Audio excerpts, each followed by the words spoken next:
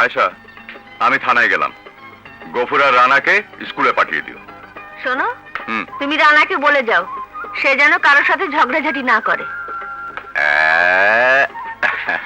রানা, ঝগড়াঝাটি করা ভালো না। কারোর সাথে ঝগড়াঝাটি করিস না, কেমন? আচ্ছা বাবা। এই তো লক্ষ্মী ছেলে। বাবা, হ্যাঁ বাবা, ও তো রোজই বলে ঝগড়া করবে না, কিন্তু ঝগড়াঝাটি না করলে ওর পেটের ভাতই হজম হয় না। বাবা, আমি যদি তোমার মতো হাবিলদার হতাম তাহলে রানাকে রোজই একবার করে থানায় ধরে নিয়ে যেতাম, ওকে শিক্ষা দিয়ে ছাড়তাম। হাবিলদার ছোট পদ, ছোট চাকরি, না হবে ইন্সপেক্টর, না হবে এসপি, উনি হবেন হাবিলদার। কেন, হাবিলদারের সম্মান কি কম? দেখিস না বাবাকে সবাই কেমন সম্মান করে, সালাম দেয়। কি হলো, তুমি কি বসে বসে ওদের কথা কাটাকাটি শুনবে নাকি থানায় যাবে? আহা, যাচ্ছি তো। গফুর, রানা, আর কোনো ঝগড়াঝাটি নয়, সোজা স্কুলে। মামুনি, তুমি কবে স্কুলে যাবে?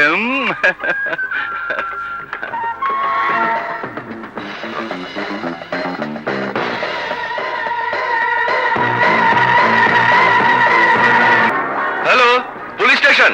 হ্যাঁ বলছি। স্যার, আমি শওকত বলছি। হিমছড়িতে আমি একদল স্মাগলারের মাল আটক করেছি, প্রচুর স্বর্ণ, অন্যান্য জিনিস। আপনি এক্ষুনি কিছু ফোর্স পাঠিয়ে দিন। এখানে থাকা বিপজ্জনক, তাছাড়া আমার গুলিও ফুরিয়ে গেছে। ঠিক আছে, তুমি ওখানেই থাকো, আমি এক্ষুনি আসছি।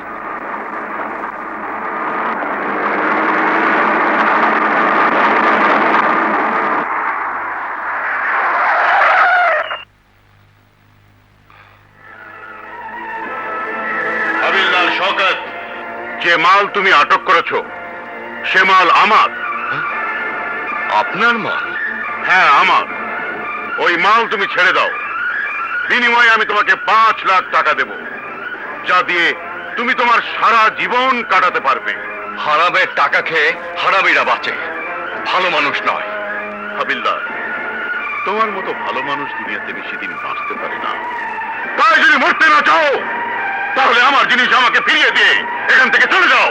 না, এলাকার প্রধান হয়ে তুই অনেক পাপ করেছিস, অন্যায় করেছিস। এবার আমি তোর মুখোশ খুলে দিয়ে তোর হাতে আইনের হাত করা পড়াবো। সামান্য এক হাবিলদার হয়ে আমার হাতে হাত করা পড়াতে চাস? হাবিলদার শওকত,